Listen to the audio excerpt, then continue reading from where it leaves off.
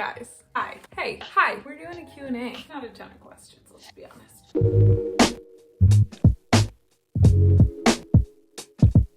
So I reached 1K. I'm now at a total of like 1,012. So I think they call it a blow up. So we're doing a Q&A. Can I answer some questiones? Sure, why not? Couple questions about numbers of books. How many books I read in a year. Normally, for the past maybe like 3 or 4 years, I've set a goal around a book a week or 60-ish books a year. And that's sort of where I landed the past few years. When the Ramona virus happened last year and I had a lot more free time on my hands, that number went up a little bit last year. Not by a ton, maybe like 70 books last year. I could look into that. This year I set the same goal, 60 books. Right now I'm at 31 and we're about a third of the way into the year. So I think I'm going to eclipse that this year. BookTube is good for reading motivation. So everything's coming up roses, guys. I had a bunch of questions about career, what I studied in college, what I do for work. In undergrad, I studied politics. I went to the University of Virginia and I studied political science. I had a really cute professor who I married. When I graduated college, I became a teacher. So I grew up in Washington, D.C. When I graduated from UVA, I went back to D.C. Justin, my cute professor husband, and I lived in the city while he finished up his PhD and I taught. So I taught there for 2 years in public schools in an area called Anacostia. I was also in grad school full-time in the evenings at that point, getting my master's degree. Then he finished his PhD and got his first tenure track position at San Francisco State University. So we moved out to California. When we lived in California, I also taught. This time I taught at an amazing public charter school in deep East Oakland. My neighbor's mowing his lawn. There's really nothing I can do about that. I apologize. Then, after a few years in California, we moved back east. Justin got a tenure track position teaching political science at Wesleyan University, which is a small liberal arts school here in Connecticut.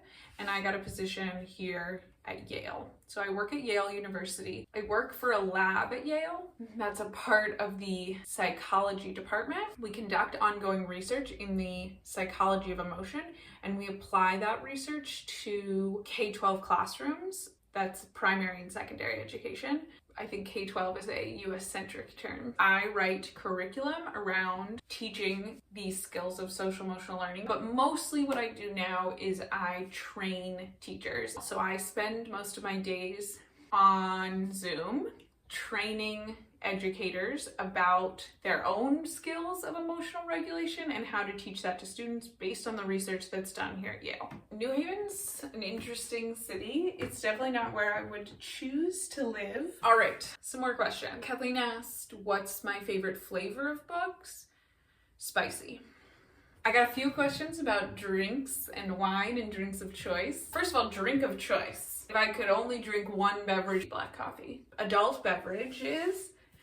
My choice is a red wine. Recently, I've been really into like a medium-bodied, almost like a chillable, lighter red, not like a cab, more like a Gamay. I like them kind of funky. My aunt is a wine person. There was a new natural wine shop opened and I bought a delicious bottle of orange wine, which if you don't know, orange wine is like really funky. It's when you take white wine grapes, green grapes, but you ferment it with the skin on through the process that you would ferment red grapes. So it turns out this like really funky tannic taste and it is orange from the skins.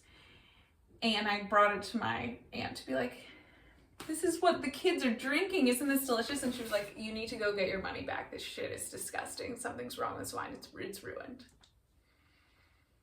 So the wine I like to drink is what tastes ruined to people who know about wine. I have a question here around tips for getting better at analyzing books. And my answer would be to watch Alex from What Page Are You On? He's our guy for that. I think that when we read in vacuums, we don't necessarily push ourselves to do that analytical work. Talk about books with friends. Find friends who you want to read with and talk about books and just keep doing that. Over time, you'll recognize patterns in what you read. You'll recognize patterns in the way you read, and forcing yourself to just say something and think out loud and process out loud the text, I think is really powerful. Another question is, what genre would you like to read more of? I've been getting much more into essays in the past year, maybe. I never read a ton of essay before, and I've been really enjoying that. So now I kind of want to go do some backlist reading of some great essay collections through the years that I missed. So perhaps that. Also, there's a question here of what book do I think would make a great graphic novel, which is such a good question. And graphic novels is definitely one I would love to read more of. I've read Persepolis, Mouse, Ghost World is a fave. I don't know how to answer this question of what book would make a good graphic novel because I'm so limited in my knowledge of graphic novels that I don't even know what makes a good graphic novel. I kind of want to see Just Kids by Patti Smith as a self-drawn graphic novel. Patti Smith's own drawings, her own renderings of her relationship with Robert Mapplethorpe. I think that would be amazing. Her drawings of some of Mapplethorpe's photography redone in her own hand. That would be kind of cool. Have you ever liked more plot-driven books, or were you always drawn to language and character? I definitely haven't always read the same style of books that I currently read. I have enjoyed many books in many genres over the years, but I never felt like I truly found my style of book until I recognized being language dominant is a thing that books can be, and ever since I've recognized that, I just feel more myself as a reader. Oh. Fucking CJ from CJ Rees is cruel, and she wants me to show some embarrassing photos. She asked for high school me. I went through my box of pictures. It was hard to find high school pictures, probably because I'm embarrassed of high school me. You should know that my entire life has been characterized by bright red curly hair. It's not red anymore, I know. It's like brown now, but for a long time I had like very bright orange red hair. So if you want to know what my high school experience was like, I want you to imagine this curly big red Jew fro on like a pretty awkward chunky girl. Okay, I think this is the only high school picture I could find, and this might be college or it might be high school. This picture was taken on a disposable camera because I was cool and artsy. And then I did find the most embarrassing picture of all time, so you are welcome, CJ. I'm gonna say this is middle school or maybe a little younger even, but trust me, this is peak awkward nerd. Why yes, I did go to space camp. Thank you for asking. And that's now on the internet forever. Cool. Update. I looked on my hard drive. I found a picture of me graduating from high school. I'm gonna put that here. Please note that I am wearing Chuck Taylors. My mother was so pissed. More questions. A little palate cleanser. Who would play me in a movie version of myself? I thought either Jenny Slate or Carrot Top. Someone asked me about Desert Island Disc book. So hard. My immediate thought was, how do we cheat this question? We want to do something big, something thick, probably a collection if possible, so that we have variety. Sitting on my TBR right now is a collection of every short story by Clarice Lispector. It is like 2,000 pages. I could probably use it as like fuel for fire if I run out while I'm stranded on this desert island. Plus, I've never read it, so new material.